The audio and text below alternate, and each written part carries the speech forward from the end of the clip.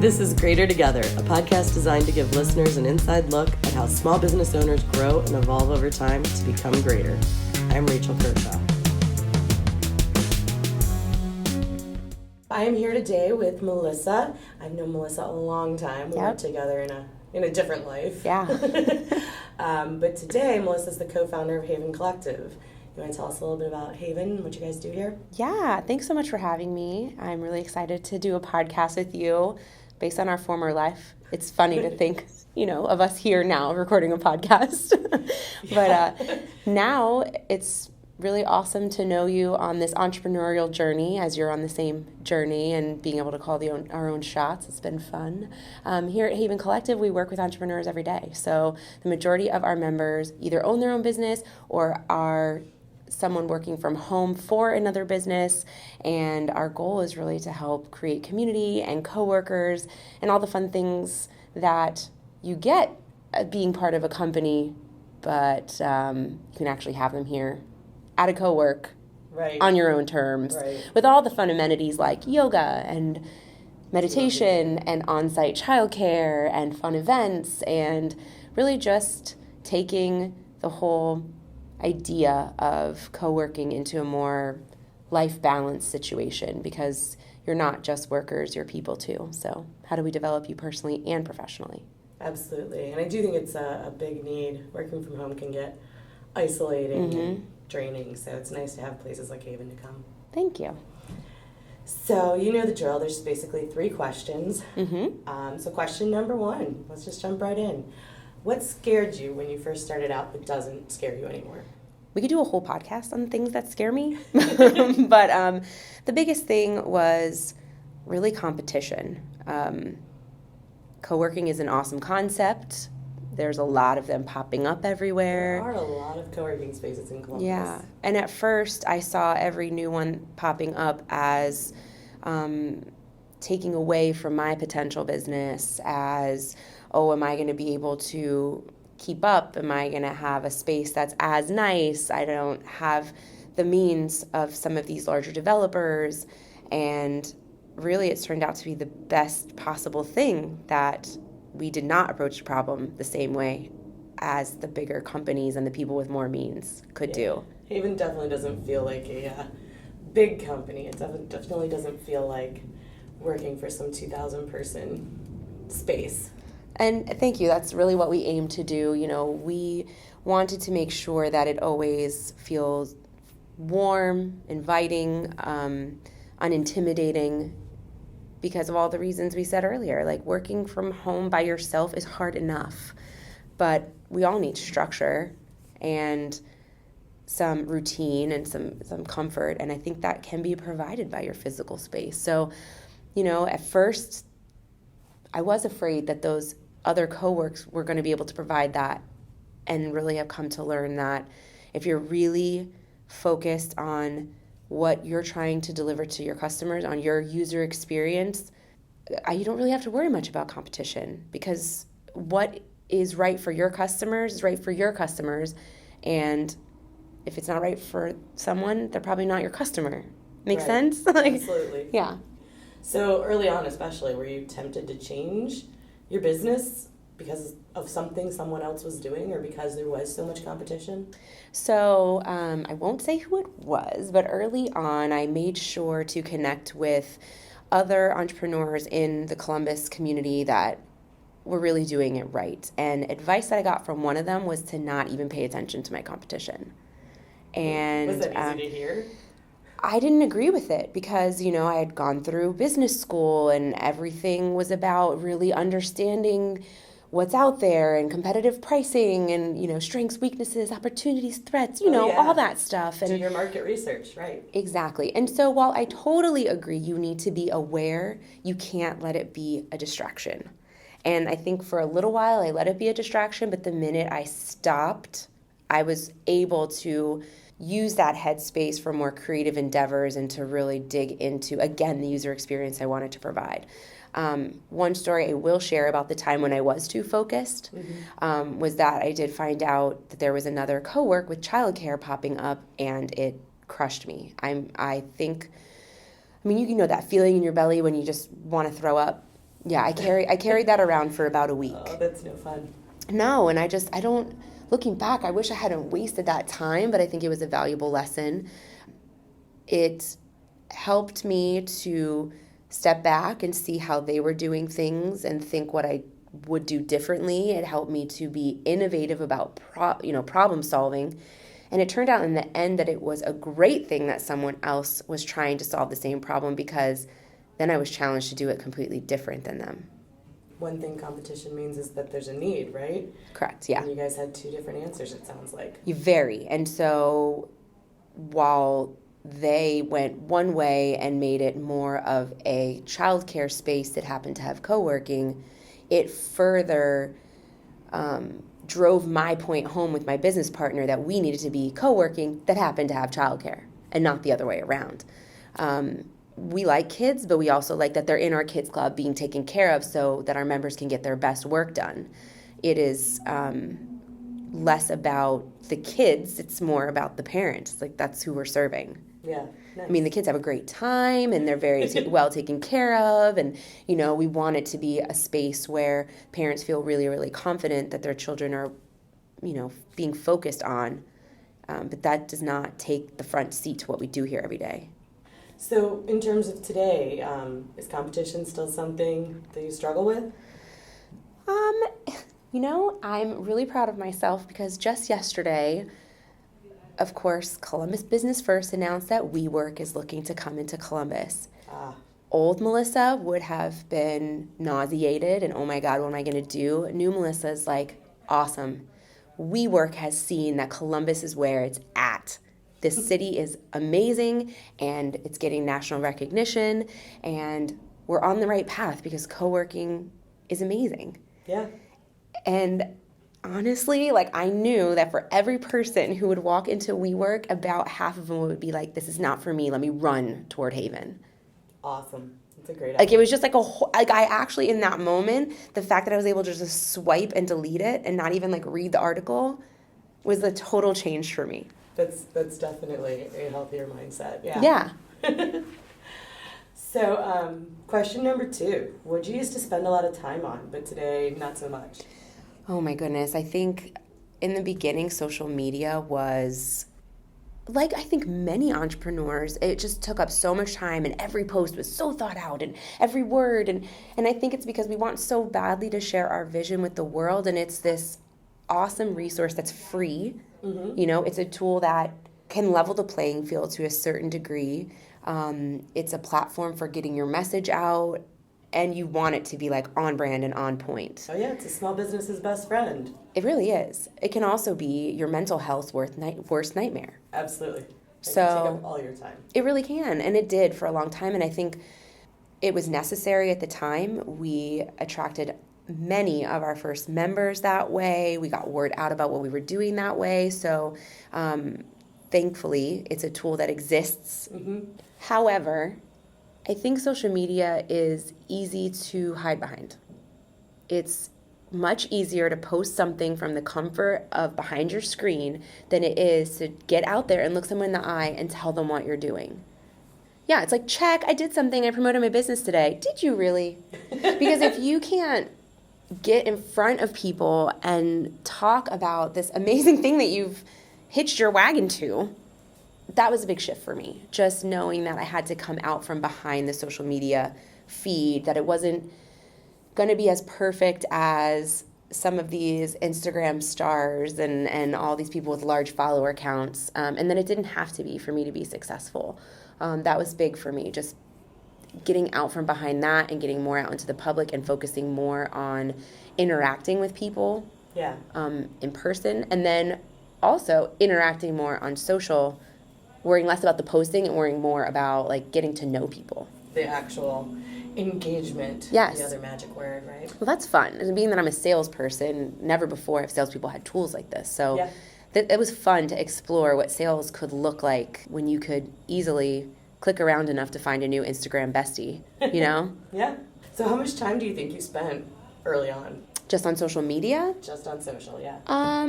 Probably 8 to 10 hours a week. It's a lot of time. And I'm adding my time and Danielle's time because she's a much stronger writer, so she does our blogs, she works on our newsletters. Of course, we don't just do Instagram, we have Facebook, we have LinkedIn. There's a lot of components to it, so actually it's probably more like 10 to 15 hours. I was going to say, you guys put out a lot of content. If that was only 10 hours, you're a machine. Danielle is a machine. That is true. I can caption my heart out. Like you sit me down in front of a 30-day list of posts, and I can caption them all in probably an hour. Wow. Yeah. It's, you know what though? We know our brand and our brand story and what we stand for. It is natural now. Yeah, that makes sense. We know what our users are experiencing, what they need, the encouragement we want to give them. It's just not something we have to think too hard about anymore. So in addition to the just sort of finding your groove in terms of talking about your brand, are there tools or systems that you put in place that help you save some of that time? Yeah, so there are a number of systems that will help you, like Planoly, Later, Hootsuite, any of them. And I think, depends on who you ask, most social media managers will tell you to do everything manually. But my mind is more technical than that. I like Later. Short answer, I like Later. Because I can see everything outlined, I can caption everything, I can see the story we're telling, and it helps me to understand where there's holes in our content. So finding that tool and starting to use that tool has been wonderful. Also, dividing and conquering better, with my focus on sales and Danielle's focus on marketing, it has been very freeing to hand off the reins to all marketing efforts and be able to focus really on the engagement and the follow through of what's happening in our marketing. So how much time do you think you spend now? On marketing? Or on social media? On social media, probably an hour a week, maybe 2. That is a whole lot less. That's Yeah. a tenth as much time. Yeah, it's fabulous. It's been so good for me mentally. Was there any impact that's cutting your hours in 10. Yeah. Our follower count is not rising as fast. Our engagement is not as high, and I'm okay with it. I think that the work that I'm able to do in place of that social media work is more important. Like, it has just allowed me to think more about serving our current customers, really hearing from them what they need, thinking through how we're going to grow based on their needs, all the things that are hard to do when you're just chasing after the next follower. Absolutely. And followers don't always turn into sales either. So, no. At the end of the day, I think that's why people want followers, is for sales. So in terms of that actual bottom line, has it changed anything? Not at all. If anything, you can just never go wrong when you just focus on your current customer. I like it. My only goal is to make them have a productive, happy day. Well, what's the quote? Something about attrition is much cheaper, to prevent attrition than to... retention is way easier than acquisition. It's just, you can say it a bunch of different ways, but serving your current customer, you will never lose. Sounds good to me. All right, question number 3. What did you let go of? Letting go of control or straight up outsourcing. So I mentioned earlier that handing over the reins fully on marketing, that was a big thing. We did that at the beginning of this year, but then also I managed the finances and the bookkeeping and everything to the penny from the beginning. I think knowing your numbers is critical for success, so I'll never fully let go, but I've been able to bring in help and let someone else do the bookkeeping so that I can level up and do more of the management by looking at reporting. So you still know all the money to the penny. You're just not creating the reports anymore. Correct. So, and I think I had to do that to start because, again, you just have to know your numbers. It has helped me to understand the ebbs and flows of our seasonality, to understand our, I could go on and on. Just the metrics, numbers don't lie. They don't, but as someone who made a lot of reports throughout their career, I gotta say... You can tweak them. Yeah. Well, and I appreciate somebody not panicking because they don't understand them. So I think it's nice that you understand them. I think that was probably useful. Yeah, that was definitely something I learned in my corporate career, and I think it was a key to my success from early on. Knowing my numbers has always made me feel more prepared in meetings, better able to make smart decisions, better able to let go of some of those nauseous feelings sometimes, some of those, because fact not feeling is like a big thing in my life. Like, let's look at the facts. Sure. Definitely you have to go off intuition. A big part of this is intuition, but when you look at numbers, you can see things for what they are and come up with a rational plan of action versus reacting based on emotion. Right. No, absolutely. And that's a lot of putting together a good report. It's not panicking, but digging in and finding out what's really going on. Mm-hmm. Exactly. So it's been such a blessing to be able to bring in help. We found a woman to work with who shares our core values. She's an amazing asset to our team, someone I'm really hoping will stay with us in the long term and grow with us. And it's been very freeing to allow her to do the crunching and the detail work and serve up reporting to me so I can function like a true founder. Nice. Yeah. So did you do a clean drop? It doesn't sound like it. Well, with anything, we have proprietary systems and things that help us manage our membership that require a handoff period. So it's about 60 days that will be in transition. It took 20 days for me to hand off the bookkeeping, and then now she'll serve up her first set of reports, and we'll tweak and get her knowledgeable about our membership system. So we kind of have a 2-month plan to get her fully handling it. So have you run into any cases yet where you just know you would have done something differently than she's doing? Not at all. No? Mm-mm. Sounds like a really great fit. Yeah, it's been great. And I think also something continuously learned in my past life is just you have to really be smart about hiring and make sure that it's not just a fit from the aspect that they can do the work, but it's a cultural fit. It's as much soft skills as it is technical skill. And it took us a long time to find her. To find somebody who understands why you care about the reports in the first place. And right. What you're looking for. Exactly. And so I will give the advice that, don't just make hiring checking a box. Like, it should take time, and you should interview really deeply to make sure you get the right people. So what's been the biggest perk so far of letting go of not doing the reporting yourself? Oh my gosh, it's such a luxury. It still feels like a luxury to be able to think longer term, bigger picture. My part of the partnership is really strategy.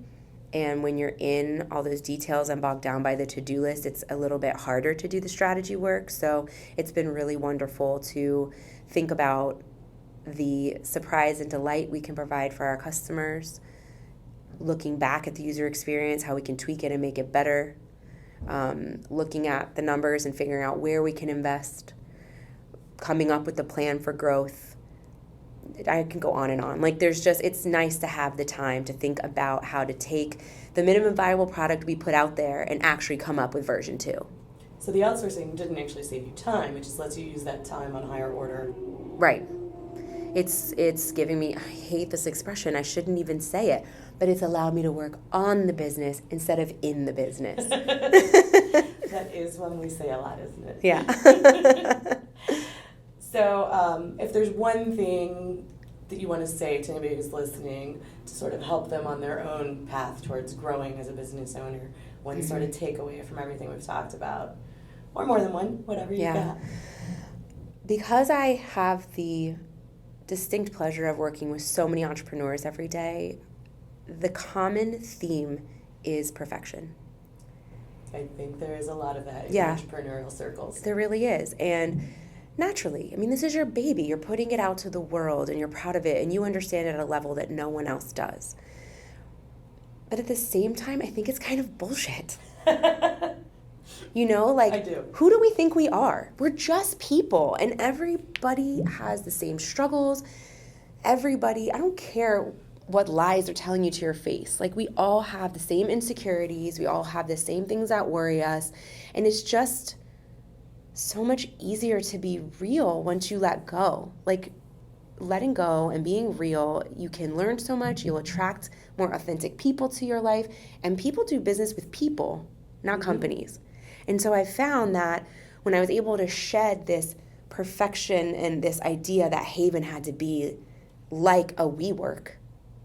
Haven's way prettier. Thank you. Once I was able to shed that idea of perfection, that imposter syndrome, some people will call it, Sure. The most amazing people have come into my life. It's kind of like, oh, wait, you're real, so am I. Oh, wait, that scares you? Me too. Like, oh, let's roll up our sleeves and solve that together. And it's like, that's how you build community. That's how you have deep connection. That's how you make the work you're doing more than work. That was a lot. I said a lot, but draw it all back to, you don't have to be perfect. Being real is so much more fun, and you'll meet a lot cooler people in the process. That sounds like awesome advice. I definitely agree. So, bonus question. Yeah. What still scares you today? You're about 2 years in right now, right? Technically, we're a little outside of a year since we fully opened, but yeah, it depends, give or take. I have a strong sense of responsibility, to my family. Danielle's my family too. My business partner, is more like family than a co-founder. And sometimes I feel the weight of what I want this to be for them. Sure. And I feel the weight of this just being common. Like, I want it to be something so amazing and so much bigger than what it is today. I'm like hearing the theme song in my head right now.